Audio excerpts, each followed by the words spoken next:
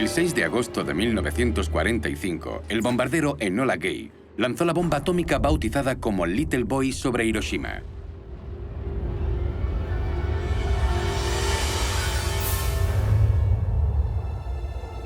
El mundo entraba en la era nuclear. El presidente Truman demostró los devastadores efectos del poder americano. Aquel ataque a Japón era un claro aviso para Stalin, cuyas pretensiones expansionistas empezaban a ser preocupantes. La URSS poseía un enorme ejército y miles de tanques, un ejército que al final de la guerra no se desmovilizó por completo.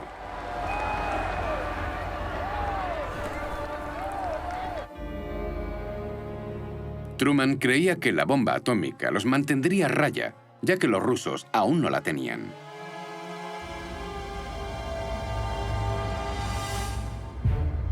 Siguió probando más y más bombas mientras apremiaba a los ingenieros a fabricar el armamento a gran escala.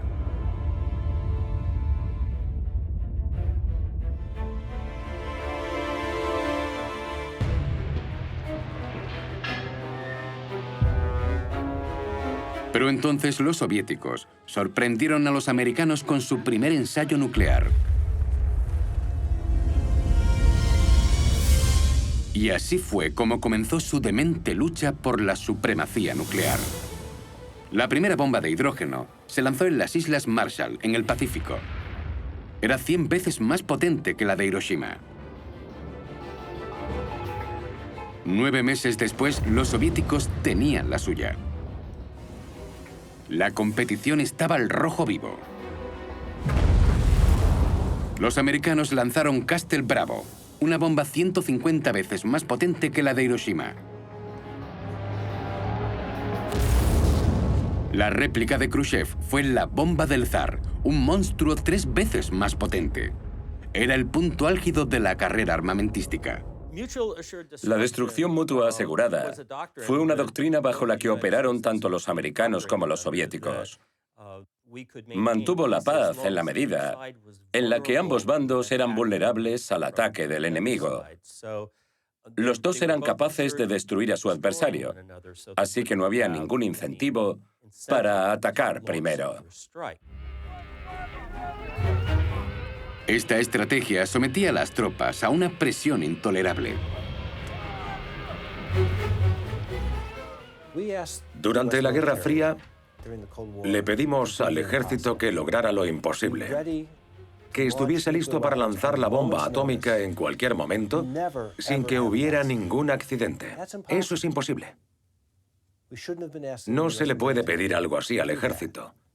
La lección que, en mi opinión, debemos sacar de todo esto es que las alertas nucleares son peligrosas por naturaleza. Conllevan muchos riesgos. Desde el final de la guerra se produjeron 28 accidentes nucleares, afortunadamente sin radiación.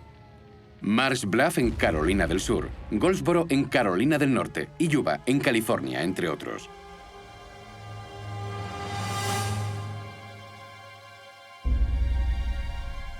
La situación se volvió realmente peligrosa en 1966, cuando el gobierno instó a los bombarderos a sobrevolar continuamente el espacio aéreo norteamericano bajo alerta máxima.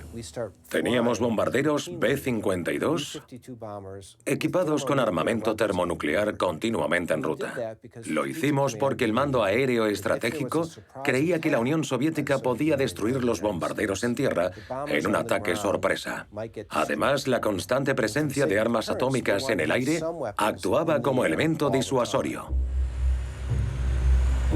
Por ese motivo, el 17 de enero de 1966, en una base de Carolina del Norte, un bombardero con 4 bombas nucleares se preparaba para una misión de 24 horas.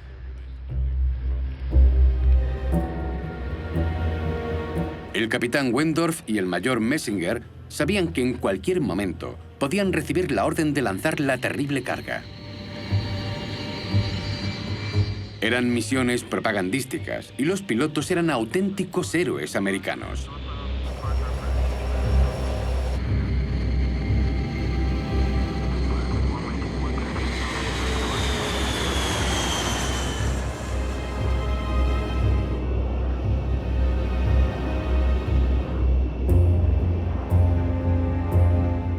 El avión cruzó el Atlántico, sobrevoló el Mediterráneo y aterrizó en los límites del bloque comunista para posicionarse ante una posible represalia nuclear. En el vuelo de regreso, tuvieron que repostar en el aire sobre España.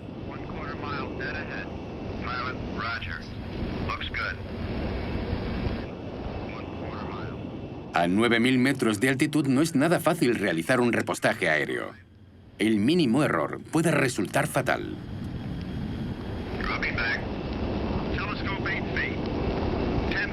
El tubo telescópico estaba listo para transferir 5.000 litros de combustible altamente inflamable.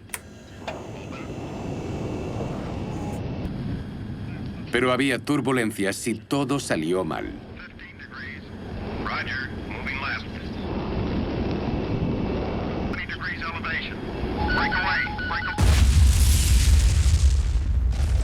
El avión cisterna explotó matando a los 4 miembros de la tripulación. El bombardero sufrió graves daños y se precipitó fuera de control.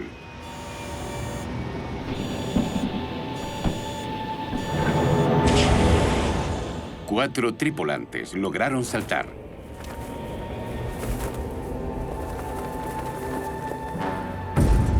Expulsaron las bombas nucleares de la bodega.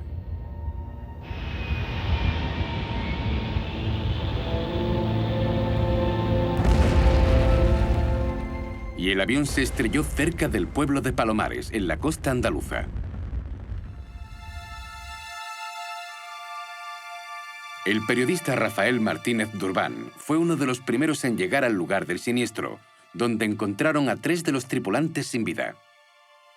Ya había gente del pueblo y la primera impresión era, no sabía si me molestaba más a la vista o al olfato, porque era una mezcla de olor a combustible, a goma quemada, a humo y a carne.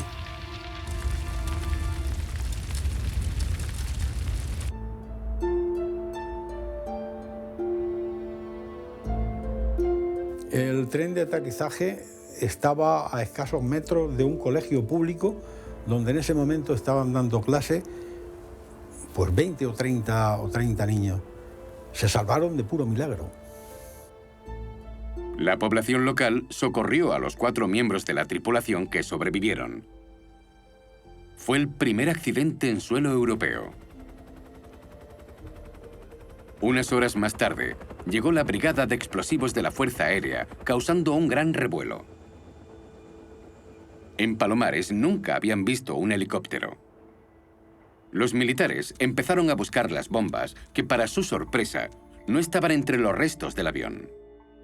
Con la ayuda de los campesinos, encontraron 3 desperdigadas en los alrededores del pueblo. Estas imágenes desclasificadas muestran que la primera bomba cayó en el lecho de un río y que estaba aparentemente intacta gracias al paracaídas. 2 de ellas no corrieron la misma suerte. Los paracaídas de 2 de las bombas no funcionaron, por lo que, al chocar contra el suelo, los 135 kilos de explosivos estallaron, diseminando los componentes de las bombas por todo el terreno.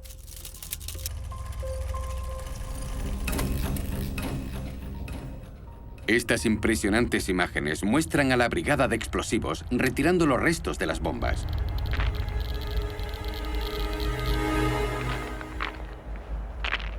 No se produjo una explosión nuclear, pero la gran cantidad de plutonio que liberaron las bombas contaminó toda la zona.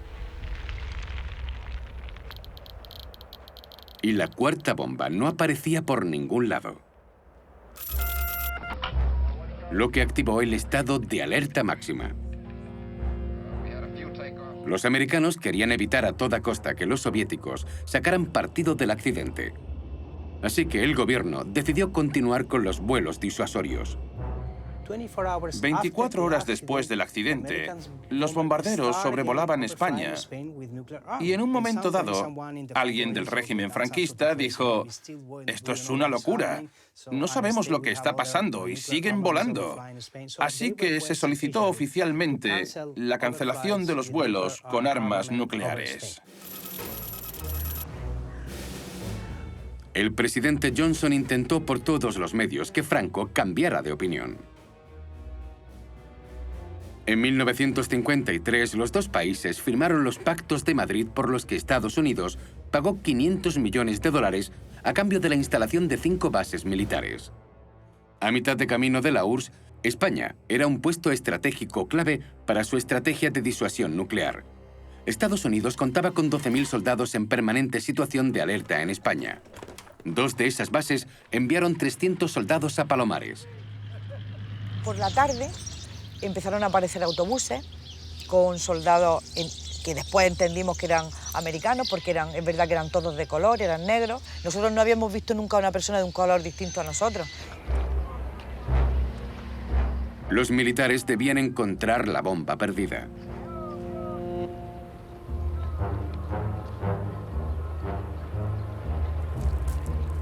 A pesar del riesgo de contaminación, no llevaban protección alguna.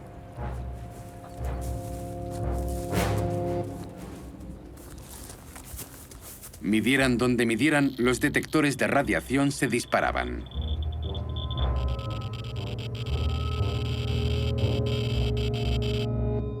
La contaminación de las bombas se distribuyó en 2 franjas paralelas, cuya extensión equivalía a 200 campos de fútbol.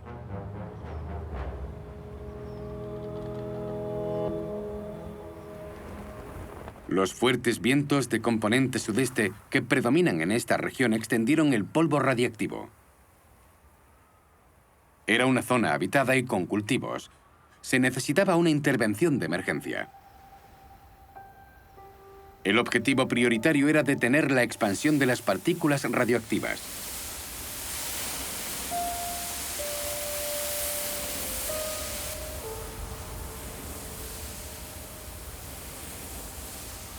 Los vecinos del pueblo desconocían la gravedad de la situación.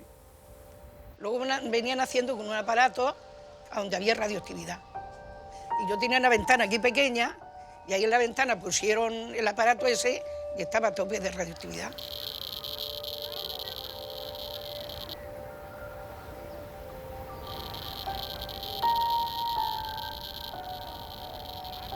En ningún momento nos dijeron que aquello era una bomba, sino que no se podía tocar, que no podíamos salir. Pero claro, los vecinos sí estaban en la calle porque no sabíamos exactamente qué pasaba. Pero no sabía que era una bomba nuclear. No sabía que era...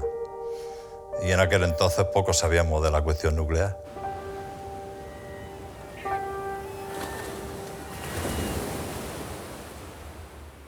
Tras 5 días de exhaustiva búsqueda, los militares concluyeron que tenía que haber caído al mar.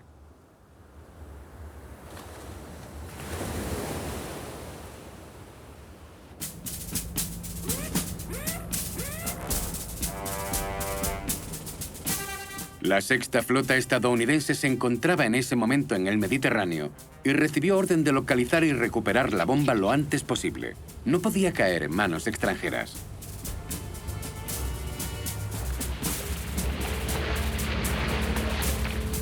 El pueblo de Palomares contempló estupefacto el poder del tío Sam y lo recuerdan con asombro.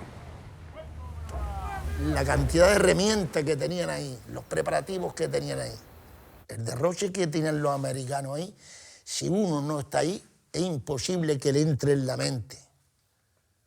Eso es increíble. En pocos días, instalaron un campamento militar en la playa de Palomares. Los equipos de buceo peinaban la costa.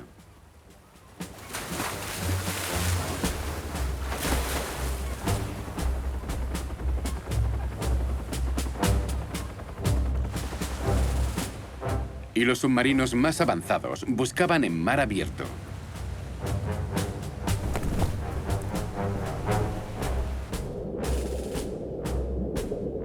Al final, tanto trasiego acabó por llamar la atención de la prensa. Una de las primeras decisiones que tomaron las autoridades americanas y españolas fue la de no clausurar la zona. No evacuaron el lugar, así que los periodistas pudieron ir sin problemas a hablar con la gente.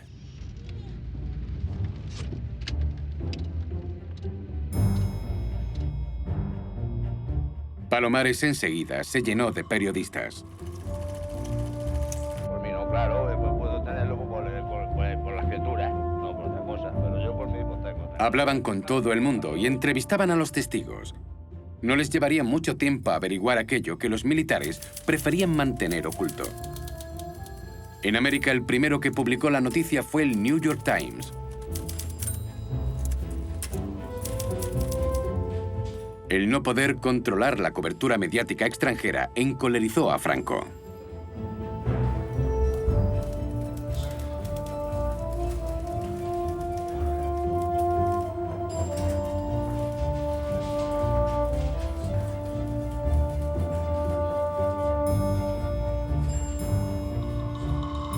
A dozen ships from the American Sixth Fleet are now helping the Air Force in the search, codenamed Operation Broken Arrow. Cruisers and destroyers with sonar equipment have been trying to locate the lost bomb and also screening the approaches against enemy spies. Spanish civil guards and secret police cordoned the area around the American camp and Palomares. But Colonel Skip Young, the information officer, wouldn't even admit there was an H-bomb missing. No comment was as talkative as he would get. Los soviéticos utilizaron el incidente de Palomares para criticar a Estados Unidos, a España y al régimen franquista.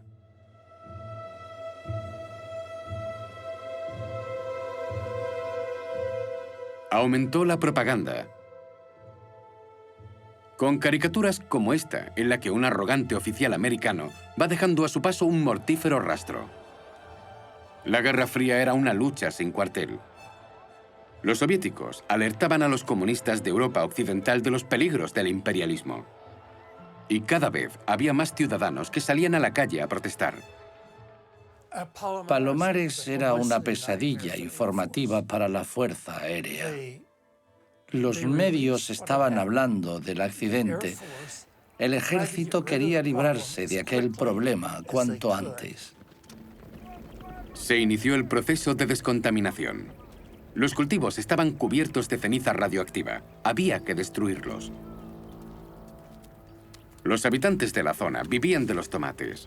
De la noche a la mañana perdieron su sustento.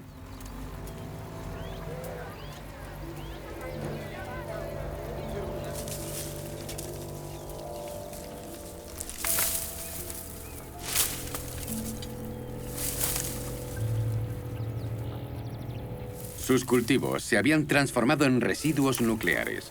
Los militares los destruyeron de una forma sencilla, pero no muy acertada. No se puede quemar algo radioactivo, porque si lo haces, el humo que se genera también estará contaminado y el problema será aún más grave. Esta grabación desclasificada muestra escenas de la limpieza a gran escala. Aquí, en vez de quemar las plantas, las depositan en barriles especiales.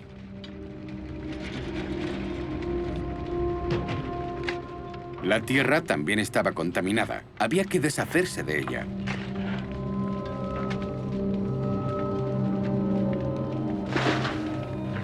La cantidad de residuos era enorme. Necesitaban miles de barriles. El gobierno americano empezó a preocuparse e intentó reducir gastos. Estos documentos muestran la negociación entre ambos gobiernos. Fue dura y como algunas partes del terreno eran difíciles de descontaminar, acordaron dejarlas tal cual. Finalmente, España accedió a bajar los niveles de radiación permitidos. Y esa fue la causa de la desgracia de Palomares. Como contrapartida, los americanos que pretendían dejar los residuos allí, aceptaron llevárselos a Estados Unidos. Otro gasto más para el gobierno norteamericano. Pero aún hay más. El profesor Moreno encontró un documento que prueba que los americanos mintieron deliberadamente para rebajar costes. Nos dimos cuenta de que en algunos lugares lo único que hicieron fue enterrar la contaminación. La enterraron a 1 metro de la superficie, creyendo que esa tierra no se movería. Los residuos enterrados no aparecían en los detectores. La superficie estaba limpia. Incluso les dieron a los dueños de los terrenos un certificado de ausencia de contaminación. Sin embargo, la radioactividad seguiría allí cuando volvieran a cultivar, como una bomba de relojería.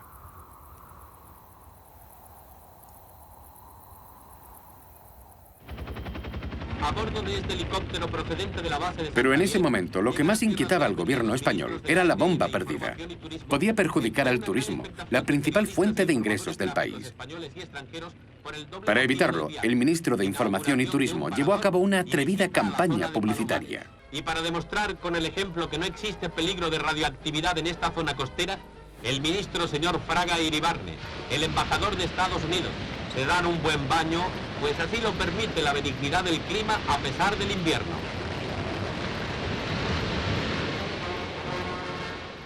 Fue inútil. Todo el mundo tenía miedo de la radiación y la artimaña del gobierno no dio sus frutos. Aquel verano, nadie se bañó en la playa de Palomares. La bomba estaba volviendo locos a los políticos, pero los jóvenes bromeaban a ritmo de twist. No te quieres enterar. No te quieres enterar. Que la bomba va a explotar. Y vendrás a pedirme y a robarme que te lleve a París. Llevaré, porque dijo sacaré. Porque tú no haces caso ni le temes a la radioactividad. Mientras tanto, los vecinos de Palomares no estaban para bromas. El resto del mundo les veía como víctimas de una plaga y se veía la preocupación en sus rostros. El general Wilson decidió convocar a los cabezas de familia.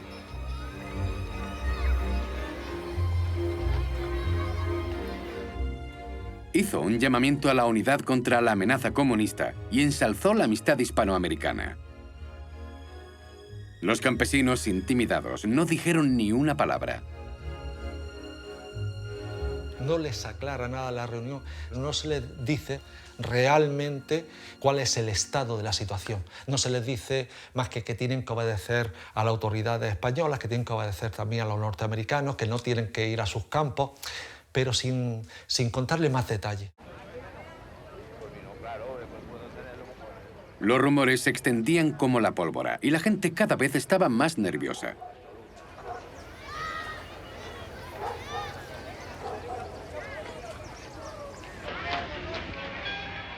Primero fueron los agricultores y luego los pescadores los que perdieron su fuente de ingresos. Porque la gente no se comía el pescado, porque decía que estaba el mar contaminado. Y entonces no podía... Y entonces, claro, tuvimos que sacar los barcos. Y entonces, ¿qué ocurre? Que se produce el fenómeno del hambre. El hambre con mayúscula. Personas que son totalmente pacíficas se rebelan y se amotinan y van al campamento porque ya llevaban más de una semana pasando hambre a ellos y sus hijos.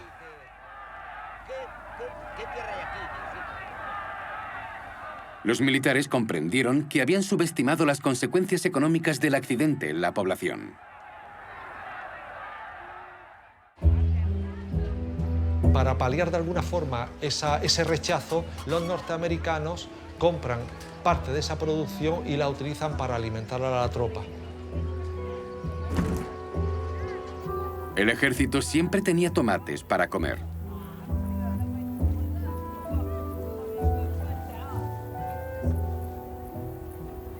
Los más pobres trabajaban para los soldados y estos, conmovidos por la deplorable situación de los campesinos, les regalaban parte de los alimentos destinados para ellos.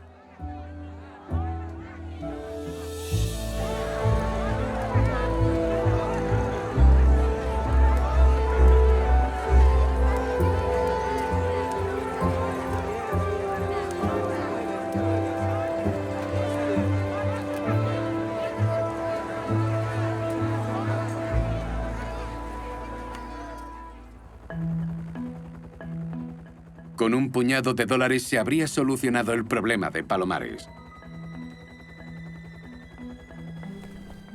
Pero a principios de abril ya llevaban 80 días buscando la cuarta bomba bajo el mar, que seguía sin aparecer. Y Washington no quería gastar más dinero. El almirante Guest ordenó revisar una vez más los informes para comprobar si habían pasado por alto algún detalle. Y de hecho, olvidaban a un testigo. Tras el accidente, la policía española interrogó a un pescador de la zona. Mientras recogía las redes en alta mar, Simon Orts vio un extraño paracaídas a lo lejos. Sin vacilar, señaló con exactitud el lugar donde lo vio, que aún no había sido explorado. Era su última oportunidad. Los submarinos salieron en su busca.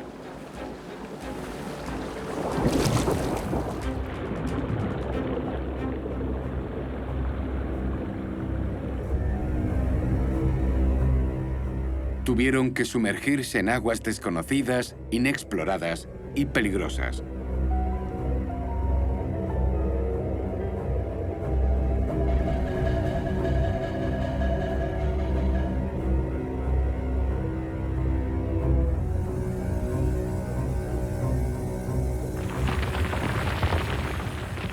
El submarino descendió por un desfiladero cuyas paredes amenazaban con derrumbarse en cualquier momento.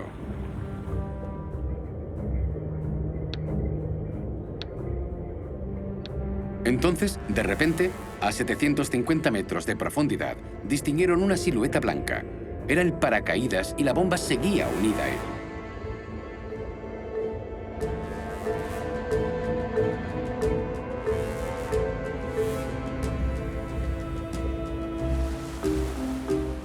La sacaron de las profundidades y la llevaron a cubierta. Parecía intacta. No había contaminado las aguas. Tras 5 largos meses de búsqueda, finalmente fue localizada. El día 8 de abril, en Semana Santa, me parece que era un Viernes Santo, nos llevaron a Garrucha y nos montaron en un barco sin saber para qué.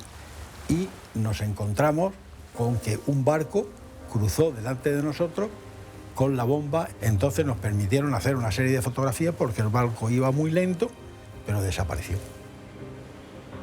Los medios fueron testigos del éxito de la misión. Primero la prensa española y luego la internacional celebraron el triunfo de la Marina americana.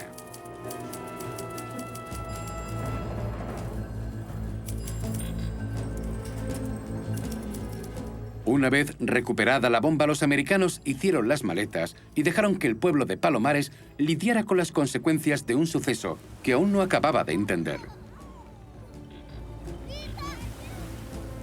50 años después, los niños crecieron y la localidad siguió siendo un enclave turístico. Pero las heridas aún no han cicatrizado. Algunos terrenos, 40 hectáreas en total, no llegaron a descontaminarse nunca, a pesar de las repetidas promesas de Estados Unidos. Siempre que paso por donde está radioactividad, que está vallado, para que no pueda pasar nadie, pero pasamos pegados, siempre te haces la ilusión que estás tragando algo. Yo creo que es una cosa que no se va a quitar, porque lo estamos recibiendo permanentemente. Así es que siempre tiene uno un poco de miedo, siempre.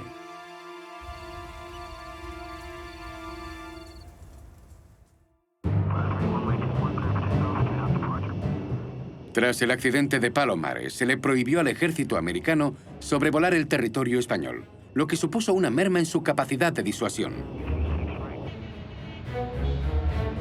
Y un importante problema para el presidente Johnson.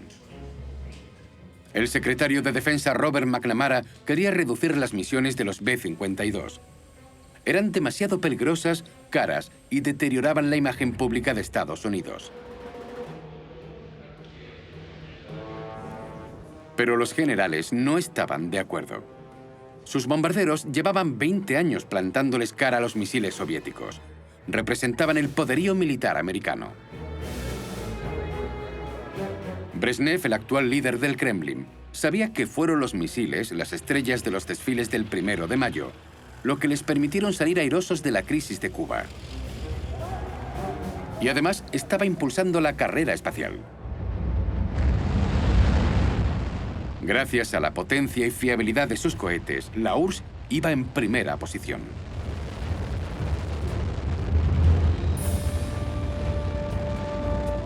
El primer satélite y el primer hombre en el espacio fueron comunistas. Y en 1967, los soviéticos lanzaron un nuevo misil nuclear intercontinental capaz de recorrer 10.000 kilómetros. La tecnología estadounidense estaba muy atrasada. Nos habíamos centrado exclusivamente en los bombarderos nucleares. América era consciente de su error, pero los B-52 seguían en primera línea de combate. Curtis LeMay, el jefe de la Fuerza Aérea en aquel momento, declaró que la amenaza requería un incremento del estado de alerta, lo que acarreaba ciertos peligros. Pero lo hicimos para reforzar nuestra capacidad de represalia. Fue entonces cuando la Fuerza Aérea optó por una ruta alternativa para sus bombarderos, que atravesaba otra zona crucial para su seguridad.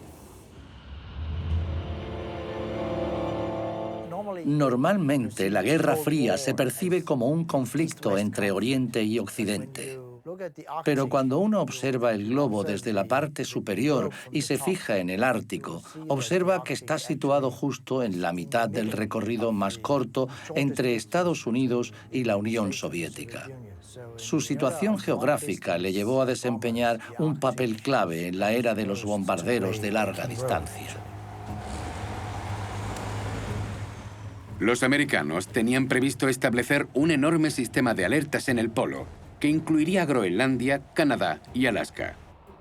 65 radares que cubrirían una extensión de 5.000 kilómetros. La gigantesca base aérea de Thule se convirtió en un puesto de avanzada para Occidente. Está situada en Groenlandia, a orillas de un mar helado que solo se derrite 2 meses al año.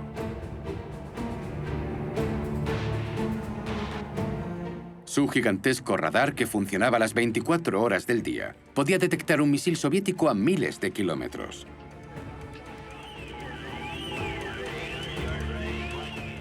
Obviamente aquel lugar se encontraba entre los objetivos de la Unión Soviética, porque si entrábamos en guerra, lo primero que harían sería destruir nuestros radares.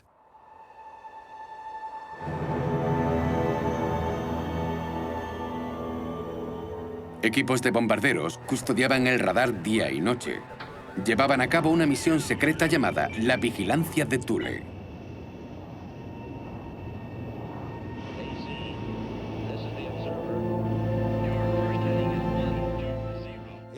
Eran los encargados de informar al mando aéreo estratégico en caso de ataque, avería o corte en las comunicaciones.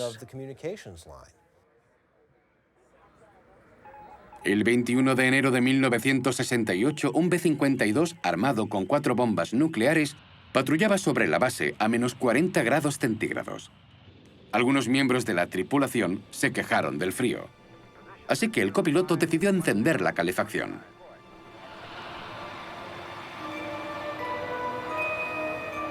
Entonces se produjo el desastre.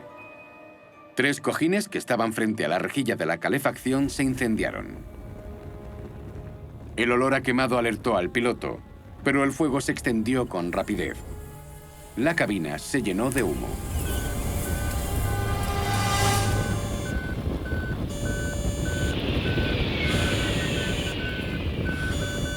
Debían abandonar la aeronave. Fue un sálvese quien pueda.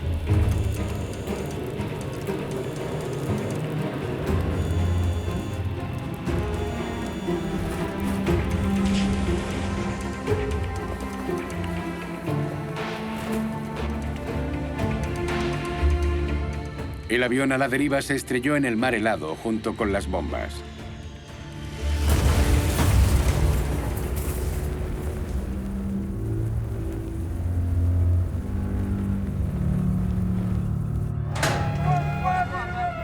La base activó la alerta máxima. Había que encontrar a los soldados antes de que murieran de frío. Los Inuit, habitantes de la zona, formaron un equipo dirigido por un ciudadano danés llamado Jens Singlersen. Oímos que un B-52 se había estrellado en el hielo. No había manera de llegar hasta allí. Un camión de bomberos puede desplazarse por carretera, pero no sobre el hielo del Ártico. Así que cogí a mis perros y llamé a mis empleados. Mi idea era que los animales nos avisaran si olían a los supervivientes, estuvieran conscientes o no.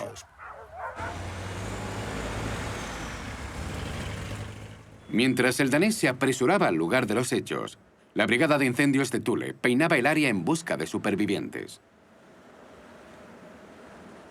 Marius Schmidt era su jefe. Encontramos a uno de los pilotos.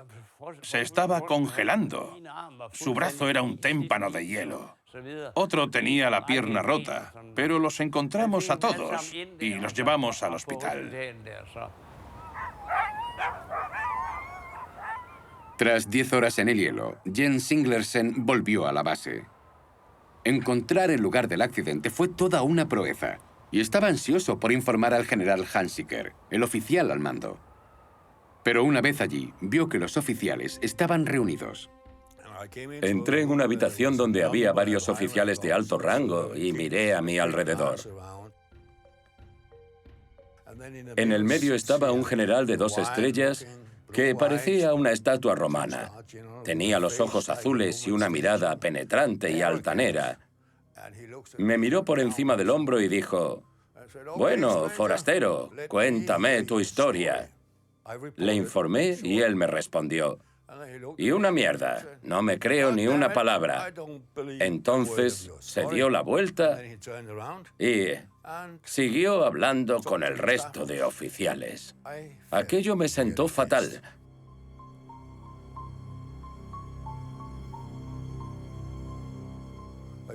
Un joven capitán se acercó con un detector de radioactividad. Levanté la bota y cuando colocó el aparato en ella empezó a pitar. Se giró hacia el general y dijo: «Es verdad, ha estado ahí fuera». De repente la atmósfera cambió. La máquina bélica del mando aéreo se preparó para lo peor. Lo más probable era que los 4 artefactos tuviesen fugas. La contaminación sería el doble de la de Palomares. Era el mayor accidente nuclear hasta la fecha.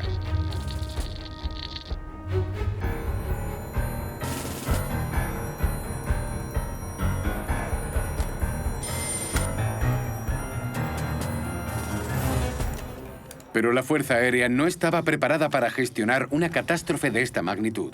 Y el presidente Johnson quería evitar a toda costa una crisis diplomática con Dinamarca. España había permitido que los americanos sobrevolaran su territorio con armamento nuclear, pero Groenlandia estaba bajo control danés y Dinamarca no había aprobado esos vuelos. Los líderes daneses sabían que para solucionar la crisis debían tenderles la mano a sus homólogos americanos. Eso sí, sería imposible mantener el accidente en secreto, porque en aquella base trabajaban miles de personas.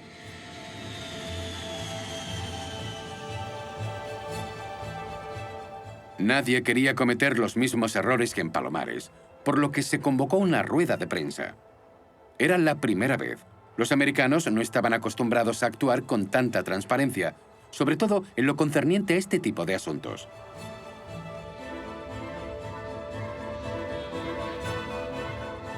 Jens Singlersen cautivó a los periodistas con sus proezas sobre el hielo.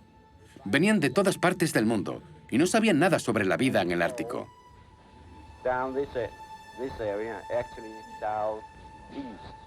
El general Hansiker, por su parte, fue breve. How much is still in the ice? I don't know. I haven't completed our investigation. How that's going to happen? I don't know right now, because I don't know the extent of the contamination. La prensa estaba decepcionada. ¿Habían venido desde tan lejos solo para esto? Pero la fotografía aérea de la gigantesca mancha negra que había dejado el B-52 hablaba por sí misma. Un monstruoso cóctel de combustible quemado y material radioactivo congelado en el hielo.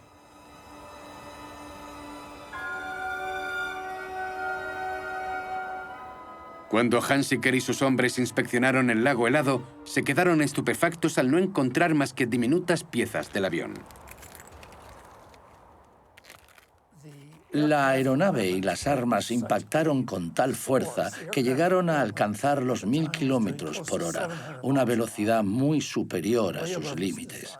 Y a esa velocidad golpearon el hielo, que estaba casi intacto, con todo su poder destructivo. El avión se desintegró al chocar contra el manto de hielo de 1 metro de espesor. ¿Y las bombas habrían corrido la misma suerte? Algo era seguro. La contaminación demostraba que algunas no seguían intactas. El ejército puso a cientos de empleados de la base a recoger los diminutos restos del avión siniestrado. Nadie les informó de los peligros de la radiación.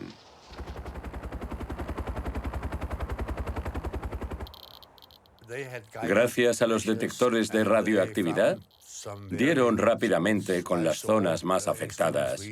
Vi aparatos con lecturas de más de 2 millones. Es una cifra escandalosa, muy por encima de los niveles permitidos hasta para una breve exposición.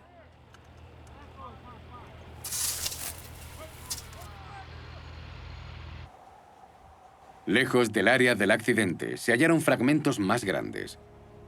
¿Provenían de las bombas? Varios expertos lo examinaron uno a uno para determinar su origen y función.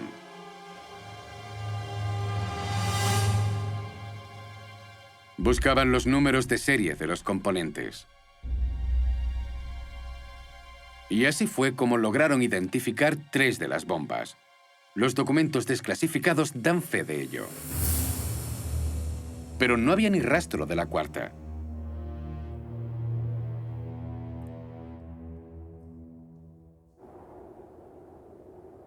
A principios de marzo tenían casi todos los restos. Llegó la hora de la descontaminación. Los expertos dijeron que disponían de 2 meses antes del deshielo. Delimitaron cuidadosamente la zona contaminada. En total eran casi 4 kilómetros cuadrados. El material radioactivo se propagó de forma masiva. A través de las corrientes de aire se determinó el lugar en el que se produjo la explosión del avión, el núcleo de la propagación. El ejército descontaminó y retiró una capa de 15 centímetros de hielo de la superficie. Aquello era muchísimo. En tan solo 60 días extrajeron unas 10.000 toneladas de hielo. Era la primera vez que se hacía algo así en el Ártico.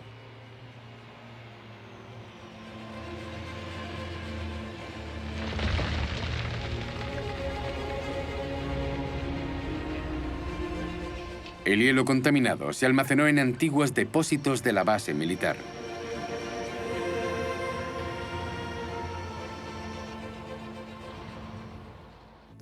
Al cabo de unos meses llegó el sol y la nieve empezó a derretirse. Algunos de los tanques estaban deteriorados y tenían fugas. La nieve contaminada se convirtió en agua y se filtró. La trasladaron 2 o 3 veces de un depósito a otro. En ese momento, los empleados daneses pudieron haberse contaminado. Los trabajadores fueron los que estuvieron más expuestos. Eran examinados a diario. Todos los días nos pasaban el detector de radiación. Quemaron nuestra ropa. No pudimos quedárnosla. Venían a los barracones y nos ponían bastoncillos de algodón en la nariz. Éramos tan tontos. Cuando el aparato zumbaba, nos entraba la risa. Éramos unos ignorantes. No sabíamos lo que estaba pasando. Yo soy el de la derecha, el de la gorra. Estoy con otros bomberos daneses y americanos en la puerta de los barracones. Numerosos empleados daneses sufrieron enfermedades relacionadas con la radioactividad. Muchos de ellos murieron, algunos muy jóvenes. crearon una asociación para solicitar compensaciones y consiguieron que el gobierno danés les diera 7.000 euros a cada uno. De Estados Unidos no les llegó nada, ni un céntimo. Los supervivientes no ven con ilusión el próximo aniversario del accidente. ¿Qué haremos en el 50 aniversario? No seremos más de 50. Comeremos, beberemos un poco y ya está. Estamos hartos. A los que estuvimos allí nos pone enfermos oír el nombre de Thule.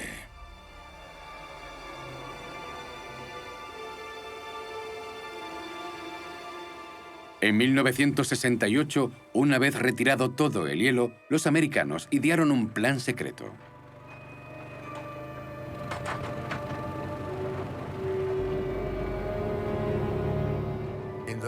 En el verano de 1968, trajeron un submarino capaz de sumergirse a más de 200 metros.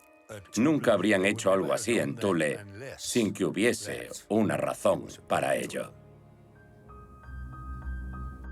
Este documento desclasificado de la Comisión de Energía Atómica prueba que Estados Unidos seguía buscando la bomba.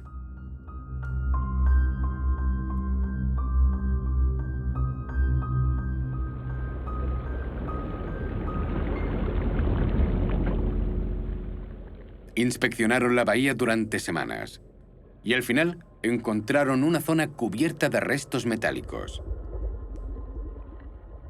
Mediante las fotos que tomaron desde el submarino, confirmaron que provenían del B-52.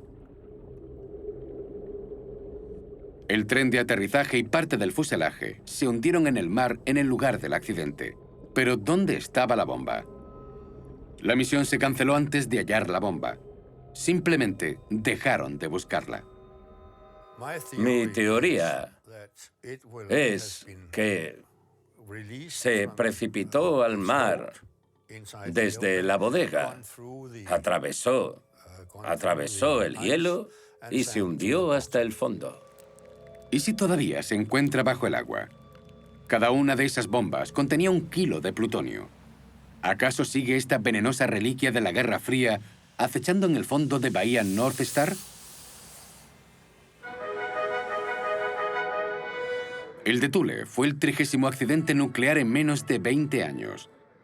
Pero los estrategas insistían en que los B-52 eran un elemento clave para vencer a los soviéticos.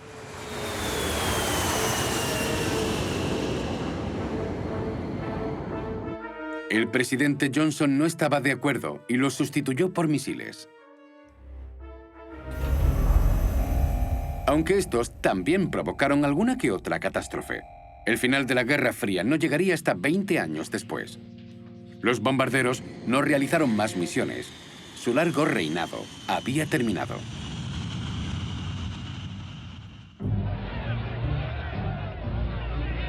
En la primavera de 1968, las dos superpotencias lidiaban con sus respectivos conflictos internos.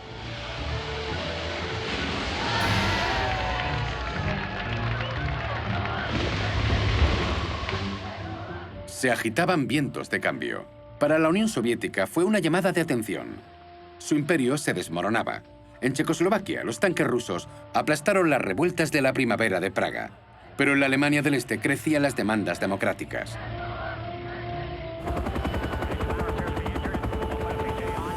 En Estados Unidos, la guerra de Vietnam cambió la mentalidad de la gente. Lo que al principio se vio como una lucha por la libertad, se convirtió en una aventura imperialista. Y la derrota estaba al caer.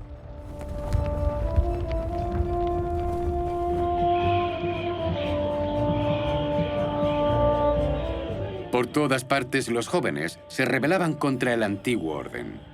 Para sus padres, la Guerra Fría era un mal necesario, pero ellos la veían como una amenaza para la humanidad. Tenían sueños de libertad y amor. Era una quimera. Las bombas nucleares no iban a desaparecer de la noche a la mañana, pero en aquel momento la juventud solo quería paz.